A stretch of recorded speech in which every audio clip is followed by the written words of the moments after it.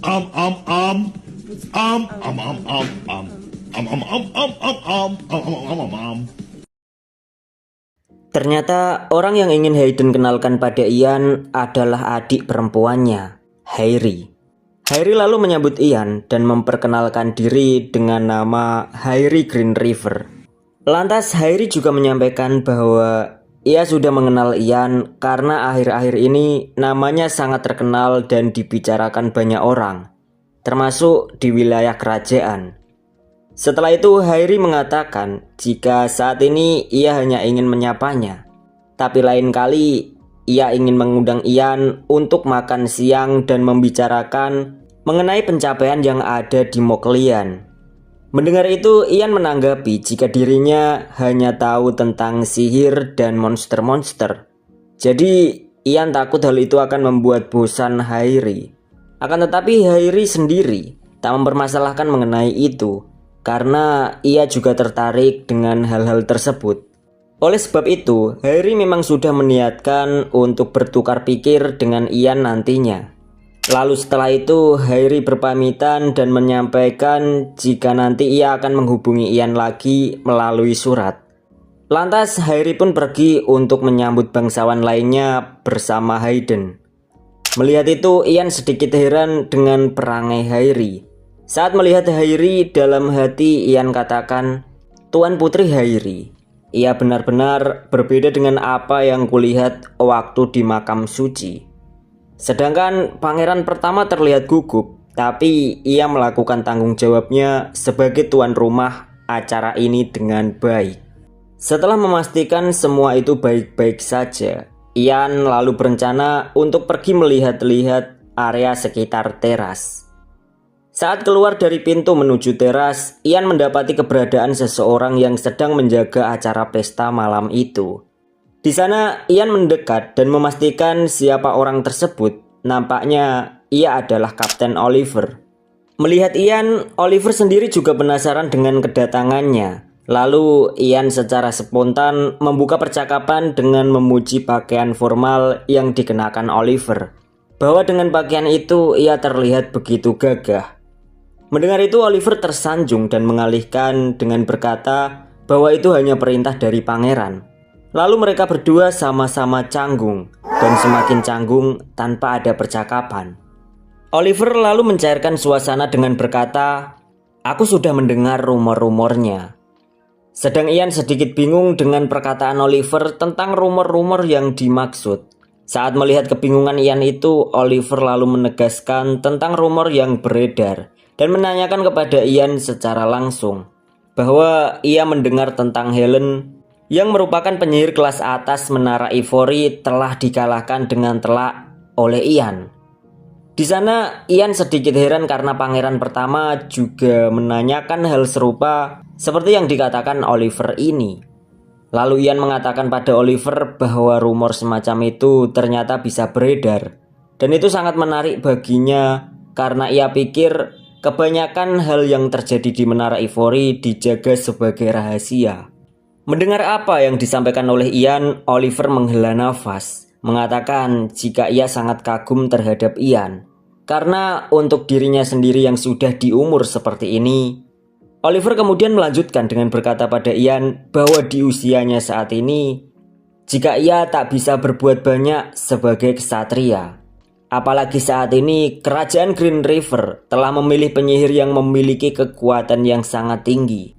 Sedangkan ksatria yang bisa dikatakan lebih lemah dianggap tidak lebih hanya sebuah pajangan atau lambang dekorasi kesombongan bagi kerajaan. Di sana Oliver juga menyampaikan rasa terkejutnya pada Ian karena Ian tak hanya merupakan penyihir kelas 4, bahkan dapat mengalahkan Helen dengan telak, yang mana Helen sendiri memiliki julukan sebagai Lady of Fire.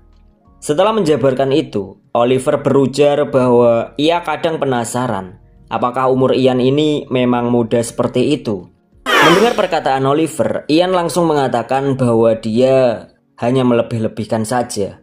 Kemudian setelah itu, Oliver mulai serius membahas topik saat ini mengenai pangeran pertama, bahwa sejauh ini hanya Ian yang mampu membuat pangeran pertama percaya. Tak hanya itu, pangeran pertama juga sampai membuat acara pesta demi dirinya. Oleh sebab itu, ada sesuatu yang ingin disampaikan Oliver menyangkut sebuah kepastian. Kemudian sembari Oliver berlutut, ia berkata pada Ian, "Di sisi mana Anda akan berdiri? Tak peduli bagiku siapa Anda, atau bagaimana Anda bisa mendapatkan pencapaian setinggi itu di usia yang sangat muda. Karena apa yang menjadi kekhawatiranku adalah bahwa penyihir dari Menara Ivory menyatakan secara publik mendukung Pangeran kelima. Jadi karena itu aku ingin memastikan sekarang, apa Anda akan memilih Menara Ivory?" Pungkas Oliver pada Ian. Mendengar penjelasan dan pertanyaan itu, Ian lantas menanggapi bahwa semua itu tak ada artinya dan ia tak bisa menjawab dengan baik di situasi seperti ini. Akan tetapi di sana, Oliver tetap ingin mendengar jawaban langsung dari Ian karena sebagai kesatria dirinya saat ini bertugas sebagai pelayan pangeran pertama. Maka dari itu, dengan sorot tajam, Oliver mengulang dan memastikan pada Ian bahwa apakah Anda seorang kawan atau seorang musuh.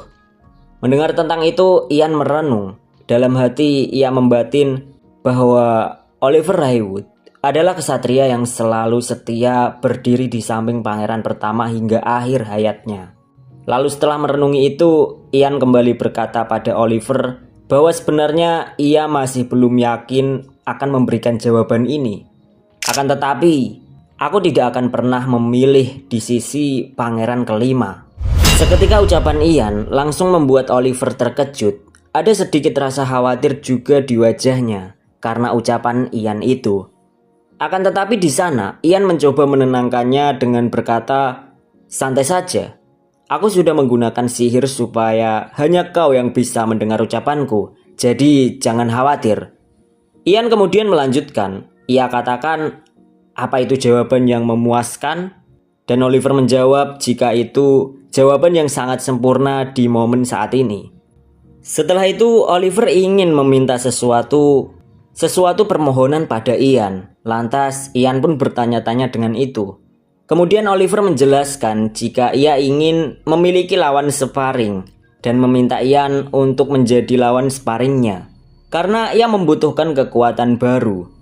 Sebelum memutuskan, Ian terlebih dulu bertanya, "Apakah kau meminta untuk diajari cara melawan penyihir?" Mendengar itu, Oliver pun membenarkan apa yang dikatakan Ian. Tapi di sana, Ian mencoba bernegosiasi dan Ian katakan jika sebenarnya ia ingin menolak permintaan itu karena dia tak mendapat keuntungan apapun dari permohonan tersebut. Lalu tiba-tiba Oliver meraba lehernya mencoba melepas sesuatu berupa kalung. Lalu dengan kalung itu Oliver berkata jika kalung tersebut diberikan oleh ratu secara langsung kepadanya saat hari di mana ia dianugerahi untuk menjadi pengawal pangeran pertama. Dan kalung itu bukan kalung biasa karena di dalamnya telah diberi mantra untuk bisa menjernihkan pikiran.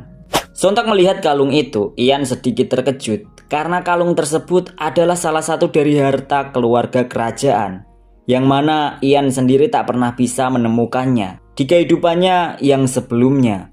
Terlepas bahwa yang memiliki kalung terakhir ternyata dimiliki oleh ratu itu sendiri. Setelah itu berlanjut pada percakapan jika di sana Oliver ingin memberikan kalung tersebut kepada Ian sebagai biaya sparring kepadanya. Di sisi lain, Oliver juga memiliki keyakinan bahwa kalung itu akan lebih berguna untuk seorang penyihir daripada kesatria seperti dirinya. Sedangkan sebelum menyetujui itu, Ian bertanya, bukankah itu khusus diberikan padamu secara langsung oleh ratu yang sebelumnya telah meninggal? Lalu Oliver menjawab dengan beralasan bahwa pemberian tersebut ditujukan supaya dirinya bisa melayani pangeran dengan lebih baik. Maka dari itu, karena ini permintaan yang dapat membuatnya menjadi lebih baik, Oliver meyakini jika ratu pasti bakal memahami terkait apa yang ia lakukan saat ini. Mendengar apa yang disampaikan Oliver, Ian hanya menatapnya, lalu menghela nafas seolah-olah terpaksa akan permintaan tersebut. Kemudian Ian katakan bahwa dirinya menerima pemberian kalung itu, kemudian mengambilnya dari tangan Oliver. Sesaat setelah kalung itu diambil, Oliver menjadi lebih lega. Ia tersenyum senang karena permintaannya telah disetujui. Tiba-tiba sekali ada suara ledakan besar. Mereka berdua juga terkejut akan ada kejadian yang tak disangka itu. Beberapa saat setelah ledakan, mereka masih dalam kondisi kagetnya. Tapi tak lama kemudian, mereka menyadari ada sebuah bahaya di dalam ruangan pesta. Sontak mata Oliver langsung terbelalak. Berteriak lantang menyebut nama yang mulia Pangeran Hayden karena mencemaskan kondisinya saat ini. Singkat cerita, Oliver dan Ian langsung bergegas mencari pangeran pertama di dalam ruangan. Tapi kecemasan itu seketika memudar karena ternyata Pangeran Hayden dan adiknya juga terlihat baik-baik saja. Akan tetapi di sana, Hayden masih tak menyangka kenapa kejadian seperti ini bisa terjadi di istana. Tak lama kemudian, Oliver dan Ian mendekat ke arah Hayden sekaligus memastikan kondisinya. Sedang dari arah lain, seorang wakil kapten juga turut datang dengan cemas dan langsung bertanya tentang kondisi kaptennya, Oliver. Oliver lantas menjawab jika dia baik-baik saja. Lalu bertanya ke wakil kapten tentang bagaimana kondisi di luar istana.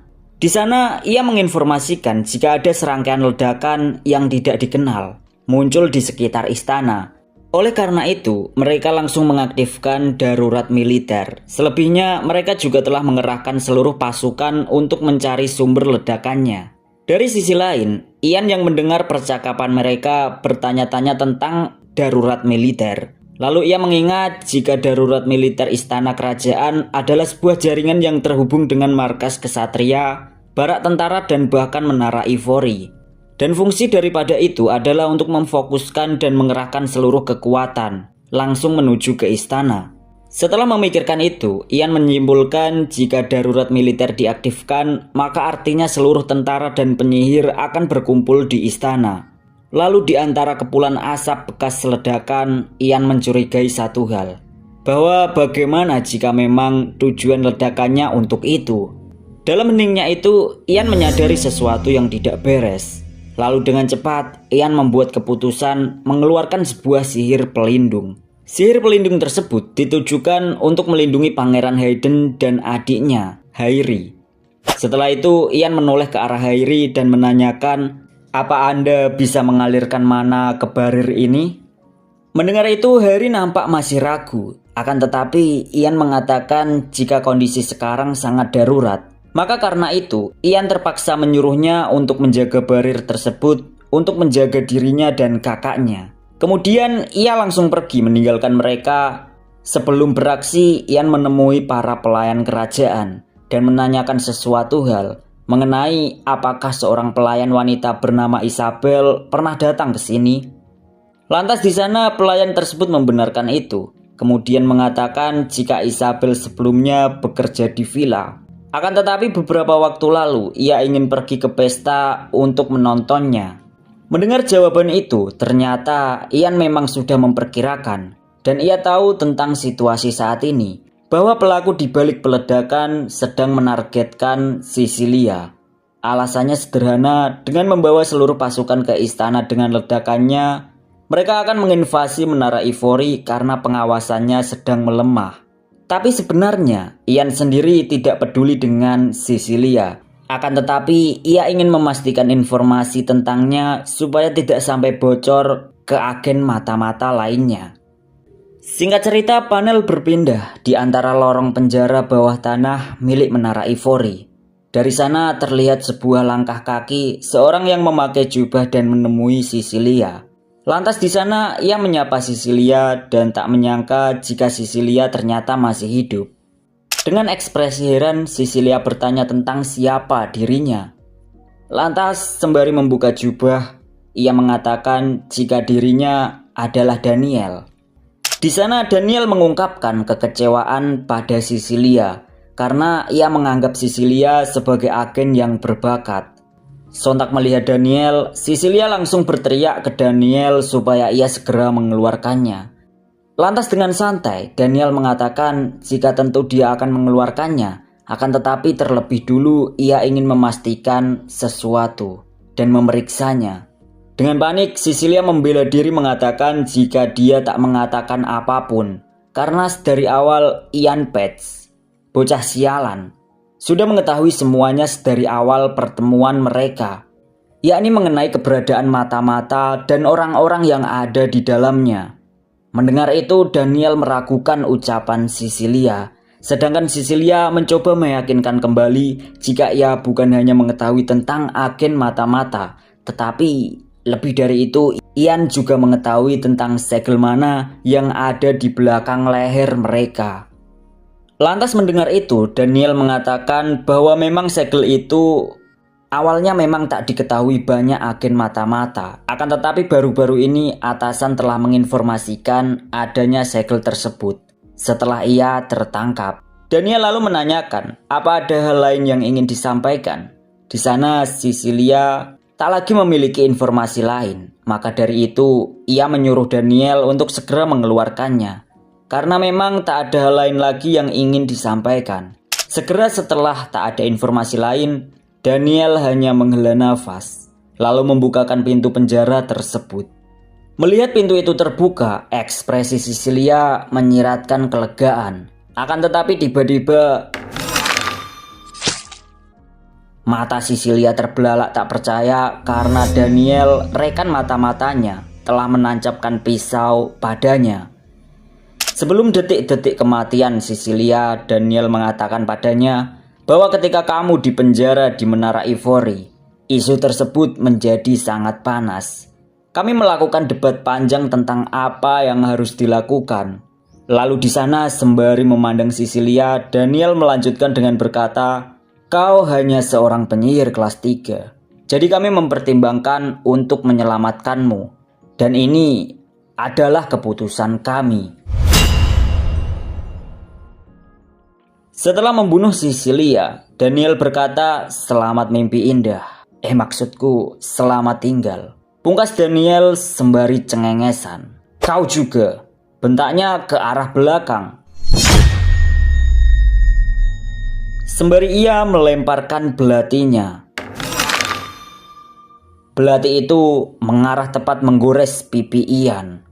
Dengan tenang, Ian hanya memandang, ekspresinya dingin tanpa mengatakan apapun.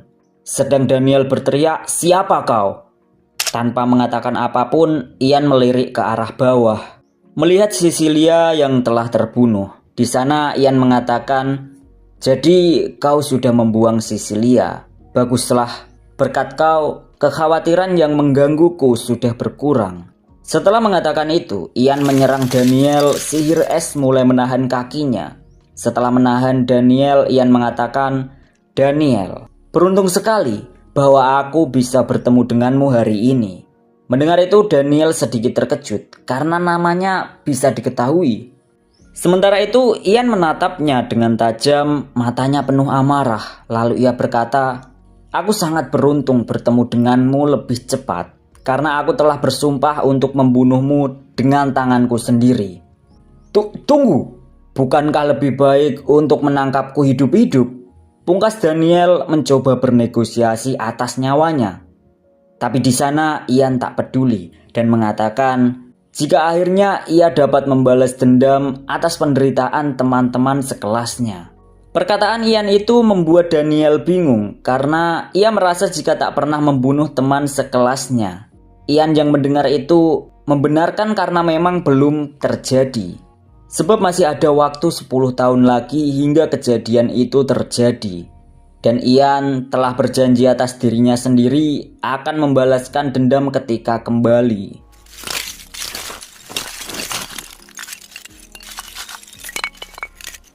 Pungkas Ian sembari membekukan Daniel. Lalu tangannya menggapai es yang telah membekukan Daniel itu. Ia berkata bahwa dirinya akan meletakkan segala sesuatu pada tempatnya.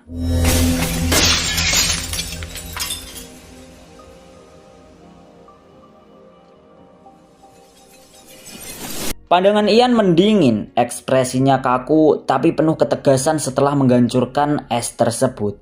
Sembari ia memandang mayat Daniel yang tergeletak di bawah kakinya. Kemudian mengeluarkan segel yang ada di belakang leher Daniel dan memastikan jika itu sudah cukup untuk mengidentifikasinya. Sesaat setelah itu, tiba-tiba terdengar suara dari lorong penjara, dan seketika muncul para penjaga kerajaan yang bertanya-tanya melihat hal itu. Karena melihat Ian yang nampak mencurigakan. Lalu mereka bertanya ke Ian tentang apa yang telah terjadi.